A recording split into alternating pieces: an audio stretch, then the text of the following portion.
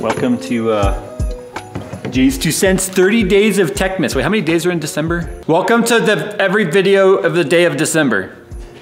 The Elite XG270QG from ViewSonic breaks the traditional ugly appearance of gaming monitors by providing an ultra clean design while still delivering gamers the features that they want most. Features like a 1 millisecond response time, IPS 165Hz overclock display, black brushed aluminum stand with tilt and swivel, mouse and keyboard cable anchors, and customizable subtle lighting. To learn more about the XG270GQ from ViewSonic and to see current pricing, click the link in the description below.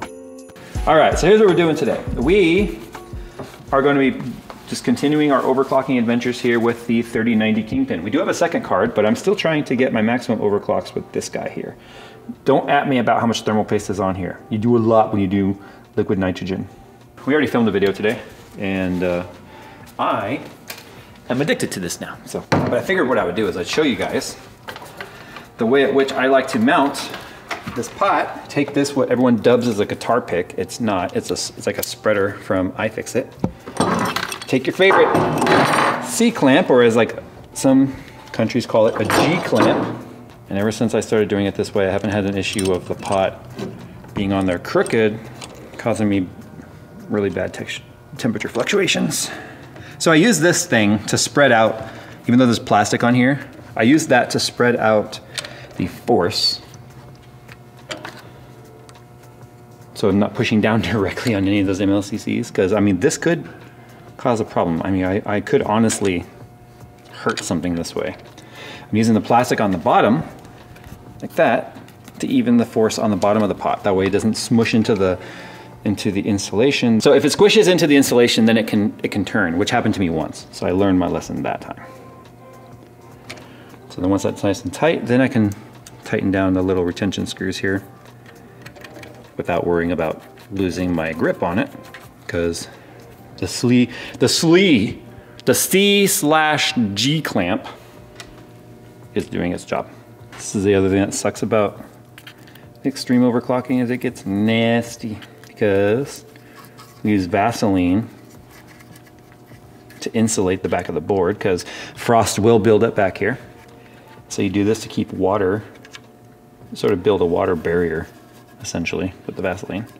It's non-conductive, it's non-insulating, just allows us to have an extra layer of protection. And then we can run it through the dishwasher when we're done.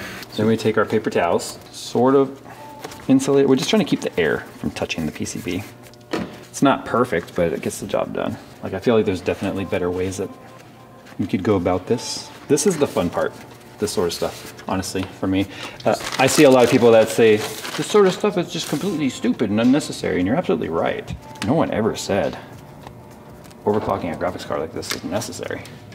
Not one time have I ever seen anyone say that. But going for land speed records in a car, or trying to kick a little white and black ball into a goal, that's not necessary, but it's fun. Jeez. You got it there? Do you need a hand? So this is to keep the VRMs cool, because believe it or not, the VRMs on this guy do need cooling. But Jay, it's right against the PCB, how's it gonna flow air? Oh, it'll flow air, trust me. Again, so we wanna try and keep as much water out of here as we can. Part of the problem was I wasn't insulating the back of the card very well in my previous runs, like when I did the EVGA day thing. So it was freezing up back here, and then water was running, getting into the socket, and then freezing inside the socket. It's just funny that that much water was present, yet didn't kill anything. It just shows how much more robust these parts really are than you even realize. In like a good and a bad way, because then it makes you go, oh, well, I don't have to worry then if it doesn't die that easy, but it's just luck at that point. So I use this to sort of prop up the pot, that way it's not all tilted. Don't get tilted, bro. That's the part that a lot of people, like, if you don't do a good job with the setup, you don't get things prepped properly, you're never gonna get the scores you want. The card is gonna be doomed from the start. So this probe right here is connected to the bottom of the pot. This will tell me what the pot temperature is. So this is gonna be the same as the temperature in the room right now, which is just under 20 C. This is not the core temperature, that is the pot temperature. What's gonna happen is once the core goes below minus 42 C, I won't know what the core temp is. I have to go off the pot. Then I'll know if we have bad thermal paste, because if you shock the thermal paste too much or make it too cold too fast or too cold period, then what ends up happening is you crack the thermal paste and you have a bad connection between the pot and the GPU, which then leads to overheating. Even though you'll see like minus 130 C on the pot, doesn't mean the GPU is getting there. It could be like minus 20 C or something like that, which is not enough to be stable. All right, I'm probably only gonna get 1 or 2 runs in, which is fine. That's usually about all you get anyway. So I'm gonna go ahead and pull down the pot temperature before I even get it booted. That way I can apply the voltage quickly and just go. First, I gotta fill some thermoses. I use this bottle for good luck, because we want to drop the temperatures, and I figured what better to do drops with than a Linus product. Just don't drop the phase separator, please. I know. So I dropped this hose and broke the phase separator off for the initial runs. This little piece right here is $100. That little thing right there is $100. Apparently it's some special cryogenic stuff that costs a lot. It's just a metal perforated piece of stuff.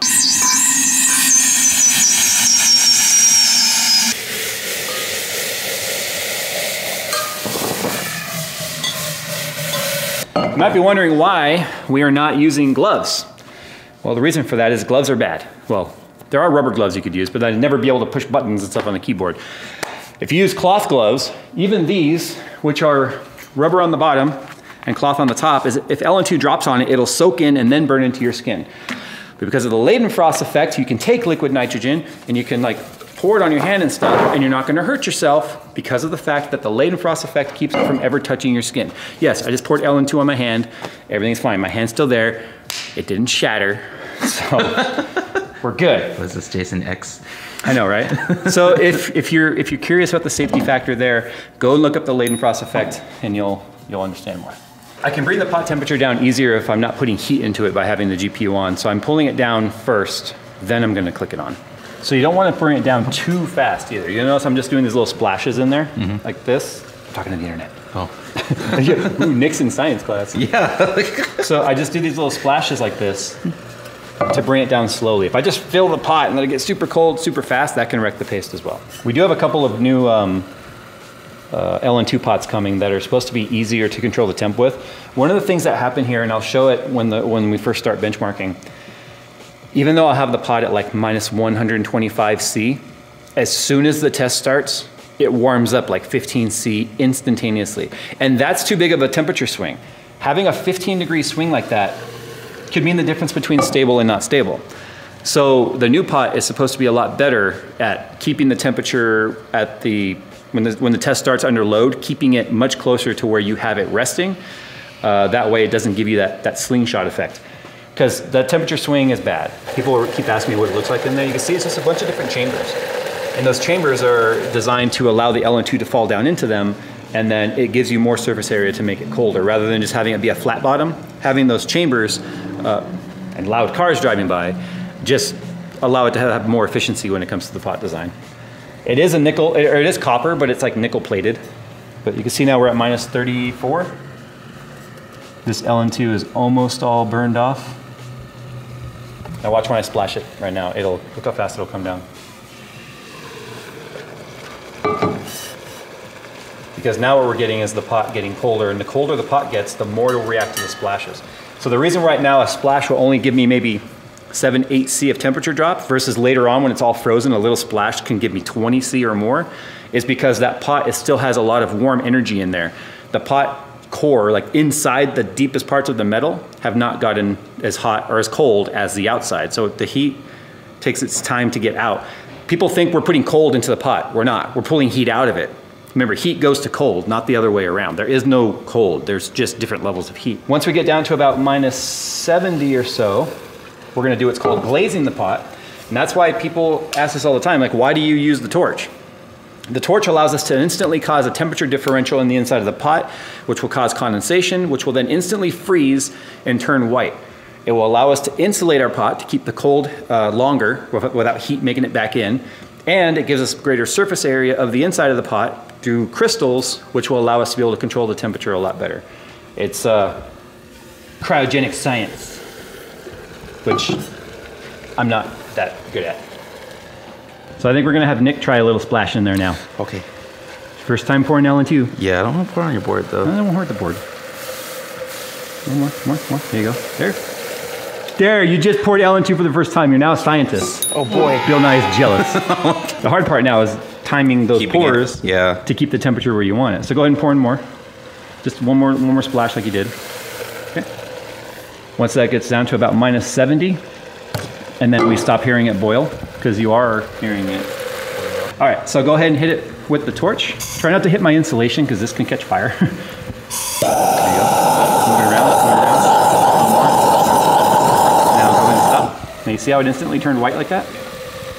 Yeah. So keep torching it until this gets to about -60. -60, all right.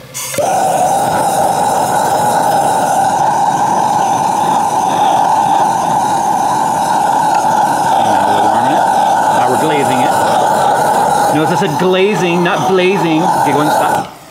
So go ahead and hit it a little bit more for like 3 more seconds or so. Okay, that should be good enough. So now when that crosses -60, dash it again. Yep, go ahead and pour in some more LN2. And then you'll notice that this will start to turn white even faster now. And look how much faster the temperature starts to come down. So now we can go ahead and turn on the system. So now that it's on, you'll see it start warming up. So go ahead and pour in some more. Is there a temp you want me to keep it like? Try and get it to like -90. Okay. See, now we're gonna start hearing the click, clack, creak, crack, and we'll hear the cracking sounds of the pot. Pour in more. And that's when we know we're ready to go, because that sucker's cold. Yeah, pour some more. See, now that it's on and it has heat being applied to it directly with the GPU, it's gonna be a little harder to keep it cold. Look at that face of concentration. Stop. Okay, so now I'm just getting everything ready to go. I'm probably, if it crashes on this very first run, then I'm probably gonna be done already. Now the other thing we're using here that people keep asking me is, what's this piece of software? This is the RTX classified controller from EVGA. This is a piece of software you get access to with the Kingpin card that gives you voltage control. Only works with the Kingpin card, doesn't work with any other card, so don't ask for it so you can use it with your For the Win. It doesn't work that way. So off camera, I think I wrecked my pace. So for some reason, the card is actually really slow right now. Like, it's not applying the temperature or the overclocks correctly. I don't know if something's messed up in my settings here. Prefer, no, this is correct. But I think I wrecked my pace because I heard a crack. Nick heard it. There's a not that crack there. It's a different kind of sound. And then I started instantly crashing, which usually means that your paste got frozen and then cracked. So what we're gonna do now is we're gonna warm this up. And in fact, let me demonstrate. Because this is the part that I think is really cool. Let me bring the temps back down. I'm just gonna let it run and see what it scores. Oh, there we go, it crashed. All right, so now what we're gonna try doing is the warm-up method. I'm just gonna bring up Heaven. You could use looping mode on Port Royal as well. We're just gonna bring this down to 150 on the overclock. And 0 in the memory. So now we're just gonna let this run under load to help warm it up. I'm gonna hit it with the torch as well. We're gonna bring it up to about -50°C. Let it hang out there for a little bit. That's warm enough to let the, look how fast the temperatures climb under load. Look at this. So it's enough to let the thermal paste kind of solidify, or like liquefy again. It'll sort of fill it's still under pressure, right? So with it being squeezed and being liquefied again, it'll fill the voids, and then we'll end up getting it to basically reflow. And then when we make it cold again, we're back to where we were.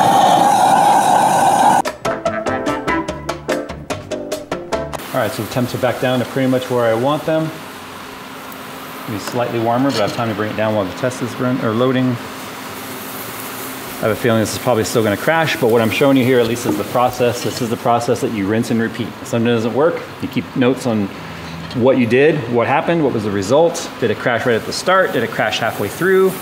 Halfway through is usually indicative of the VRMs getting too hot. Crashing instantly at the start is usually indicator that the mount is bad. Getting weirdness or crashing in different parts of the test or flickering screen could just be unstable core. Play with the voltages, play with the load line, all sorts of stuff. And that's what makes this really kind of fun. The FPS is still not right, but I'm gonna see if we'll just complete the pass because I wanna see what the score actually is. Then we'll try reinstalling the driver if this passes. You'd be surprised, the driver can become corrupted with so many crashes. I'm trying to keep the temperature as stable as possible around minus 120. You can see I'm doing a terrible job at it. We started the test around minus 130. Oh, so we just crashed. Crashing that far through tells me there's probably something going on with the VRM. That's what the process is. I know you guys probably would have liked to have seen a complete run right now. I'm trying to break my own scores, which mean that I am pushing it farther than I have in the past. Means this type of process would be hours upon hours upon hours of quite literally doing rinse and repeat, fail, fail, fail, fail, fail. Remount. Remount, fail, fail, fail, fail, fail. Get a little bit of life, fail, fail, fail, remount, run a score, yay, broke records, fail, fail, fail, fail, fail, fail. I mean, that's literally the process. So we'll just go ahead and cut and see if I can get any sort of score to post, and then we'll wrap this up. So this score isn't gonna be anywhere near my record. I just wanted to get through a run because the card is acting weird. I have a theory as to something that might happen. Yeah, it's a 15,400. We can reach that on water, on the water cooler that comes with it. So what I'll show you right now is how to warm it up to get it off. This is part of the process here. So a repasting basically is what's necessary at this point. Let me show you what we'll do here. So what we're gonna do is we're gonna bring up precision, remove our overclock from the memory. We're gonna just go down to like 150 on the core. And then what we're gonna do is reduce our voltages back quite a bit. We don't need nearly that much voltage. We're just gonna go ahead and warm it up like we did before. But instead of stopping now, when we were warming up the last time to try and get the paste to reflow, we are going to just stop the test and then we'll turn off the system and do the rest by the torch. You don't want to let it get too close to zero. Like minus 35 might be as cold as you would want to let it go, because you see all this ice on here? All this ice is going to turn back into water. And that water is going to make its way into your system, and that's bad. That'll kill stuff. That's the way I killed a motherboard. It's the only motherboard I've actually killed. It's the only part I've killed during overclocking as a motherboard, an EVGA motherboard, because I let it get too warm. Water ran, got into the CPU socket, killed the motherboard, but not the CPU. I got really, really lucky. Because if I had to be honest, the CPU that we were talking about versus the motherboard, I would have much rather killed the motherboard than the CPU. It was less than half the price of the CPU. So you can see now how quickly we're warming back up. I have a theory I might have actually put this pot on too tight with that C-clamp. I went a little tighter than I normally would because I wanted to see if it would get a better seal. Not seal, but connection, I guess, if you will. But if I've got too much tension on that, it could be causing a problem as well. So look how fast it's warming up without me even touching it with heat, and that's nearly stock right there. One thing I can check too is my equilibrium on the temps. So you see how that's stuck at minus 42? That's as cold as the sensor goes. So we'll see how close we are in the temperature. So minus 41, minus 55, minus 39, 54. So we've got like a 15 C delta, at least under load. So you can see right there how even though the pot said minus 55, the core said minus 39, that's at that warm temperature. Imagine how much farther off it can be the farther down the scale you go. So that's why the mount is so important. So now I'm just gonna heat it up here with the pot, or the torch. There, now we're about minus 30. I'm gonna go ahead and shut down the system. Let's get this pot off of here and let's take a look at that mount. Let's see what that mount looks like. There's a pattern that will form on the CPU. Just like when you take off a water block or an air cooler, there's a pattern that will form on both the GPU and the pot that will tell me if I had a bad mount or not. Okay, so you might notice it's not taken apart. That's because when I went to take it off, I noticed it was like only halfway pressed down into the slot.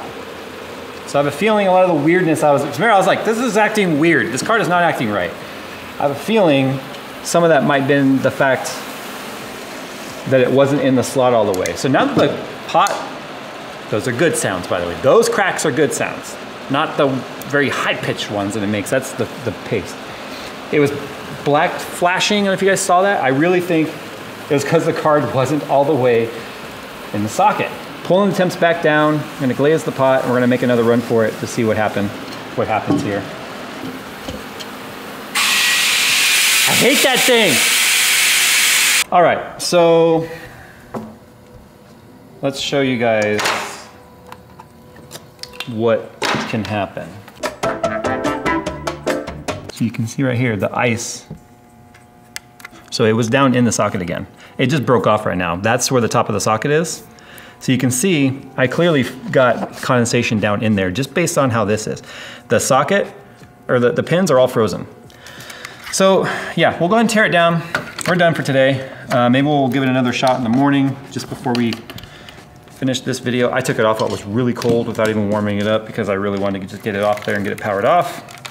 What I'm gonna do now, so I'm just gonna warm it up like this. What I wanna show you too right here is look, part of the reason for this was I did a pretty poor job at actually getting the condensation to not form on the back. Look at that. Yeah. So it actually froze the Vaseline and then stuck to it. But when we warm up the PCB this way, it'll let go. So I did a really poor job of insulating down here. Oh yeah, I think it's frozen on the other side too. Oh yeah, look at that side. That's the side I was showing you, but look, see, I need to figure out how to insulate down here. So one of the things that Kingpin taught me was that if you freeze the memory, it can go too cold, obviously, and it doesn't like that. And it's funny because I think one of the first things I said to Nick is I think we have a problem with our memory here. I think my exact words were we may have killed a memory chip, but I don't think that's the case. Clearly the PCB just froze front and back, and unfortunately that's what happens sometimes. But I still want to see how this mount turned out. This is what you guys are gonna get with the whole 31 days of Techmas with Jay. It's all the stuff you don't normally see that never makes it into a video. Failures like this. Or get ready, I'm not as perfect as you already think I am. You stop making that face back there. Oh, watch this, watch this. It's like afterburner. So that's how I burned hair off my arm at the EVGA thing. I wasn't paying attention, it was just doing that. And then when I was like, oh, it's not lit. And it went, and it came out like all over my arm. The other time it was like this, it was upright, and it got me in the face. That was on the original one. You watch. MAP gas is heavier than air, right? Don't do what I do, please. This is very dangerous. You are responsible for your own safety. Whoa. That would get you two up. Yeah. This is the fun part, honestly. It's just, if I was like, look, every time I turn it on, I break records, that'd be fun, but like for a little while. I think like for me personally, these trials are what honestly make it the most exciting for me. So what we're looking for here is a pattern in the dead center of the die. Oh, I think I used too much. I might have actually, yeah, because look. we really only made contact in the very, very center. That's bad. Okay, so part of the problem here too is the fact that I'm essentially out of KPX. So this is the special thermal paste we use for the Sub-Zero stuff. It might look good. It's really not. This just has some isopropyl alcohol in there that I mixed to soften it back up. But this is not, yeah, this compound's no good anymore. It's old, it's like 2 years old. This is the one I was using. This is the only bits I've got left. There's like peanut butter, which is fine, but I feel like I can't go any farther with this until I get my order of KPX in. Like, this is not good, the way this paste did this. I'm sure people are triggered. When you do Sub-Zero, you use more thermal paste than you would normally, okay? Don't at me, seriously. All right, well, as you can see, it's mostly cleaned up now and ready to go for another run, which I have to wait until I have more thermal paste. But hopefully you guys enjoyed this little ride along on what it's like to try and do extreme overclocking. I am nowhere near an expert at this. I'm just kind of learning as I go. I'm just really grateful and fortunate that I have these cards to play with. So huge thanks to EVGA for, man, basically sending these cards off to their death. Thanks for watching. If you guys want to know how we actually ended up doing, though, if you haven't seen already, go to the Hall of Fame for 3D Mark and go to Port Royal. You'll see right now we're number 2. At the time of making this video on SLI, we will be taking both of these cards and trying to put our score higher. We'll still be number 2, but higher. And then we're currently number 4 at the time of filming this for a single card on a card that I haven't even hit 2600 megahertz with yet. First place is like 2710, so I've got a long way to go. Thanks for watching, guys, and we'll see you in the next one.